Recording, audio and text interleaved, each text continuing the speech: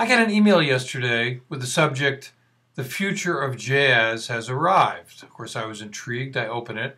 It was from John Beatty, who bills himself as a saxophonist and accidental activist. And he writes that along with Felix Pastorius, who's a bassist and Jaco's son, and another saxophonist, Chris Ward, they are part of a new instrumental movement in New York called Stretch. So I decided to contact John and find out what the story was. My music started getting away from traditional jazz because, number one, there wasn't enough opportunities there, and I studied it and I respect it. I have a great respect for the tradition. My first big gig in the city was Reg Workman's Ashanti's Message. I also like other forms of music. I'm not from a jazz family. My twin and I were the first jazz musicians. The way we got into music was just pretty much competing with each other. We wanted to be the best instrumentalists we could be, so we used to practice 8 to 12 hours a day until the age of around 23. We went to Interlochen Arts Academy. I mean, we went to all the best institutions. Our music slowly became more of like a rock thing, electric bass, electric guitar, drums, and improvising the way that a jazz musician would. We started trying to book in jazz clubs in New York, and they say, "Oh, well, you're not jazz enough." So I say, okay, fine. Well, then we can't play anything other than standards to get gigs in New York playing in the jazz clubs here. So we start playing rock clubs.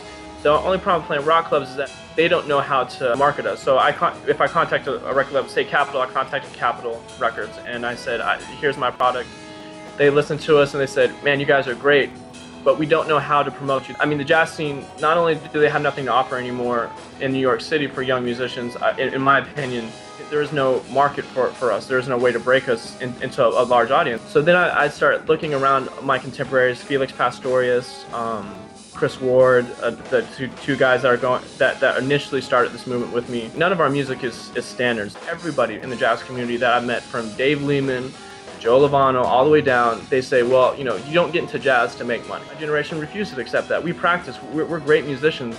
There is no reason that we have something that's marketable. We have our ability. I believe in my generation. I believe in the younger guys. Jazz has always been good about reinventing itself. Cool jazz, modal jazz, fusion. I'm mostly following Miles Davis's lead because he was a very strong figure and he was very brave, and that he knew he had to change with the times. I played with Joe Lovano. I played with George Garzone. I played with Chris Potter. I mean, like, these guys, I know these guys personally, and I respect them and I love their playing, but if you put them in context to the bigger musical picture inside the world right now, if I went outside of my apartment, which we're in right now, I'd go outside into the streets of New York and I'd start asking random people, "Who's Joe Lovano?" Nobody will know who he is. A student to go to New School to study jazz, to pay $250,000 for 4 years of an education that feeds you into a world where you're probably gonna have to wait tables to make a living. I think that's unethical. I think it's unfair. I was born in 1982. So I was 10 in 1992. I started playing music when I was 12, 1994. The jazz world I saw was kind of this romanticized version of what happened in the 60s, that when I came here, it wasn't what Wynton had promoted it to be. They built a brand and they established jazz education, which I do believe is important. The price of education is not just a jazz problem. That's a bigger world problem. I think that's the Occupy Wall Street movement problem. I think that's something that needs to be addressed across America. A lot of this seems like gloom and doom. We have a commodity. There has been music developing in New York City that nobody hears because, number one, there is no funding to record us. And the jazz community really, they want to hold on to this idea that standards and John Coltrane and these people can be popular with kids. And I do agree that kids can appreciate John Coltrane and they should be exposed as a historical perspective, be exposed to the arts, be exposed to these things.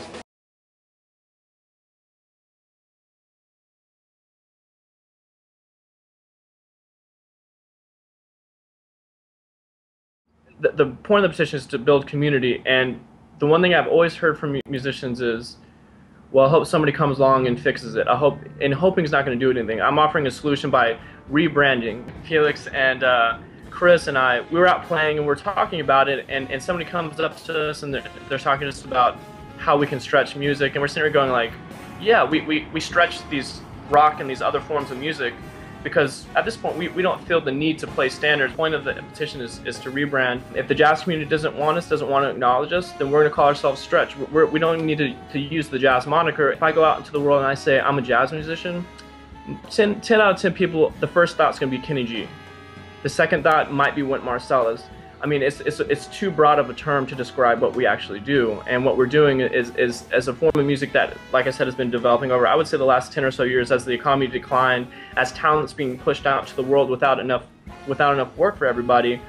We end up getting left to our own devices, and we start playing music that it gets back to playing music that we really want to play, instead of trying to appease teachers, appease these people that put pressure on us to uphold the tradition, and to a point that's almost harmful. Jazz musicians are so afraid of being labeled sellouts. They're so afraid of being successful. And I think for us, it's a matter of, well, if you're not going to market us the way we want to be marketed, we're going to tell the world how we want to be perceived. I mean, we can set the standard for ourselves. You know, we can say we want to be seen this way, and brand ourselves appropriately. Jazz clubs aren't the place I want to necessarily play my music. I don't want people to sit and have dinner and watch me play. Rock clubs, you go there, they're packed, people are standing, dancing. That's what we want. We want people to enjoy us the way that you would enjoy most popular forms of music now, and we think that we can present that. I mean, we play, like I said, all of our bands are electric bass, electric guitar, drums, and we're basically playing instrumental rock music with soloists that are of the jazz, I mean, guys that have come from the jazz community. Me personally, Felix Pastores, Chris Ward, and I can, you know, Ambrose,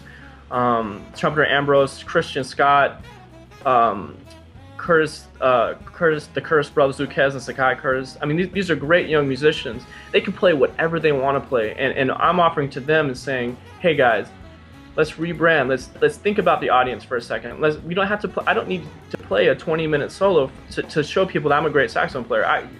One soloist per song. Let's think about that. A 4 or 5 minute song will get us a lot further than forcing this idea of this freedom. Because if you talk about jazz in the sense of freedom all the time, freedom becomes restrictive, because that's all you have is there is no more structure. And I think there needs to be more structure in how we try to connect with our audience, and thinking about ways that we can connect with our audience, and that's something that gets lost in jazz.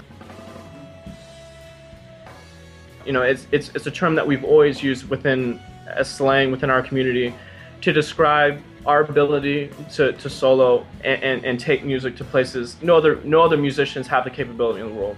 It's this idea that we can stretch music. We can literally do whatever we want to do on our instruments and stretch music beyond the capabilities of other people. So I think stretch most aptly describes what we're trying to do, is basically take other forms of music, make a product that is more audience friendly, but when we play, we still stretch like our tradition dictates we have the capability to do. On December 3rd, we're going to do our premiere performance at the Delancey. It's a rock club down in the Lower East Side.